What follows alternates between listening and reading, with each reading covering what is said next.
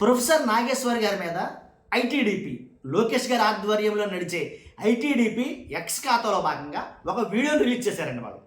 చాలా ఆసక్తికరంగా ఉంది ఆ వీడియోతోటి ప్రొఫెసర్ నాగేశ్వర్ గారి మీద బురద చల్లాలనే ప్రయత్నమా, లేకపోతే ఆయన చేసింది ఆయన వన్ సైడ్ మనిషి లేదా ఆయన వైఎస్ఆర్సీపీకి సంబంధించిన వ్యక్తి కాబట్టి కూటమి ప్రభుత్వం అంటే ఆయనకి గిట్టదు, అందువల్ల ఎలాంటి వ్యాఖ్యలు చేస్తున్నాడు అని నిరూపణ చేసే కార్యక్రమం ఆ వీడియో ద్వారా లోకేష్ గారి ద్వారా ఆయన కనుసన్నలో నడిచే ఐటీడీపీ ద్వారా ఒక సంచలనమైనటువంటి వీడియో అయితే రిలీజ్ చేశారు. ఆ వీడియోని ఒకసారి చూస్తారా?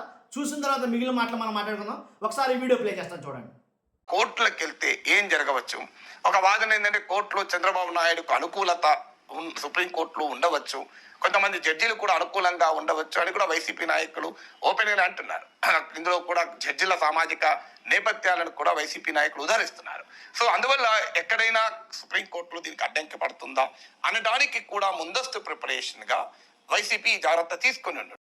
చూసారుగా, అంటే ప్రొఫెసర్ నాగేశ్వరరావు గారు మాట్లాడినట్టు జడ్జిలకు కూడా చంద్రబాబు నాయుడు గారు మేనేజ్ చేస్తారు జడ్జిల్ని. ఎందుకనంటే కనుక సామాజిక వర్గం తందైతే కనుక, అంటే ఇది ప్రొఫెసర్ నాగేశ్వరరావు గారు నేనంటున్నానని అంటలేదు ఆయన. మనం క్షుణ్ణంగా గమనిస్తే వైసీపీ వాళ్ళు మాట్లాడుకున్నారు ఈ రకంగా అని చెప్తున్నాడు ఆయన. నిజంగానే వైసీపీ వాళ్ళు అన్నారు ఆ మాట. ఎందుకని ఫస్ట్ నుంచి ఈయన మీద ఉందా ఆ మాట, చంద్రబాబు నాయుడు గారి మీద ఫస్ట్ నుంచి ఉన్న ఒక లోకోక్తి లాంటిది ఏంటంటే చంద్రబాబు నాయుడు గారు కడకి జడ్జిలనైనా సరే న్యాయస్థానాలనైనా సరే ఆయన మేనేజ్ చేస్తాడు. ఏ రకంగా అంటే కనుక ఆయనకి తగినటువంటి సామాజిక వర్గం, ఆయన సామాజిక వర్గం ఉంటే కనుక ఖచ్చితంగా సరెండర్ చేస్తాడు ఆయన అంతటికి. అప్పుడు చాణక్యుడే, ఆ విషయంలో మాత్రం ఎలాంటి డౌట్ లేదు. కాబట్టి జడ్జిలను సైతం మేనేజ్ చేయగల కెపాసిటీ ఉన్నవాడు ఏంటి చంద్రబాబు నాయుడు గారు అని చాలాసార్లు వైసీపీ వాళ్ళు వ్యాఖ్యలు చేశారు అని ప్రొఫెసర్ నాగేశ్వరరావు గారు చెప్తున్నారు. చెప్తే ఐటీడీపీలో ఏమని రాసుకొచ్చారు వాళ్ళు, అదిగో జడ్జిలకి సామాజికం కులం అంటగట్టడం, న్యాయస్థానాలకి కులం అంటగట్టడం, అలాగే ఇలా ఒకటి కాదు రెండు కాదు ఆయన గురించి చాలా అయితే రాసుకొచ్చి ఆయన్ని బ్యాడ్గా చూపించడం కోసం ఒక వీడియోని అయితే ప్లే చేశారు ఐటీడీపీ నుంచి, లోకేష్ గారి ఆధ్వర్యంలో నిలిచే ఐటీడీపీ నుంచి. ఇప్పుడు దీని గురించి కవిత గారు, కల్వకుంట్ల కవిత గారు బీభత్సమైన కౌంటర్ ఒకటి ఇచ్చారు ప్రొఫెసర్ నాగేశ్వర్ గారి గురించి. అదేంటో నేను చెప్తాను. నేను చెప్పబోయే ముందు నాదో రిక్వెస్ట్ ఉందండి.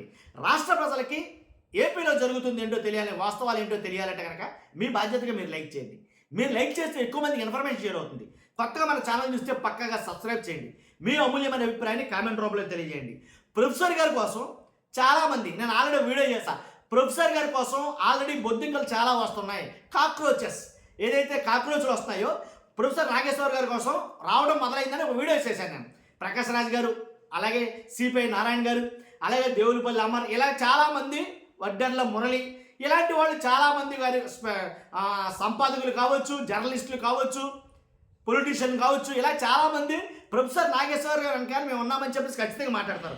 కాబట్టి ఖచ్చితంగా ప్రొఫెసర్ నాగేశ్వర్ గారిని ఏదైతే కల్వకుంట్ల కవిత గారు ఒకటైతే కనుక చెప్పడం జరిగింది, కల్వకుంట్ల కవిత గారు ఒక ట్వీట్ చేయడం అయితే జరిగింది. ఆ ట్వీట్ ద్వారా కల్వకుంట్ల కవిత గారు చెప్పింది ఏంటంటే, ప్రొఫెసర్ నాగేశ్వర్ గారిని మీరేమైనా కేసులు పెట్టి పోలీస్ స్టేషన్లో పెట్టాలనుకుంటే కనుక, అరెస్టులు చేయాలంటే కనుక చంద్రబాబు నాయుడు గారి ఇంటిని సైతం ముట్టడి చేయడానికి మేము ఏమాత్రం వెనకడకమేయం అనేది ఆవిడ గట్టిగా మాట అయితే కనుక స్ట్రాంగ్ వార్నింగ్ అయితే ఇచ్చిందండి. ఒకసారి ఆవిడ పెట్టిన ట్వీట్ కూడా మీరు చూడొచ్చు. కల్వకుంట్ల కవిత గారు జరుగుతుంది ఇది ప్రొఫెసర్ నాగేశ్వర్ మీద, ఇంకా దాడి అయితే ఆగలేదు. నేను చెప్పాలనుకుంది చూస్తున్నా. మీరు అందరూ కూడా మీ అభిప్రాయం కామెంట్ రూపంలో తెలియజేయండి. ఫస్ట్ అయితే లైక్ చేయండి. Thank you very much.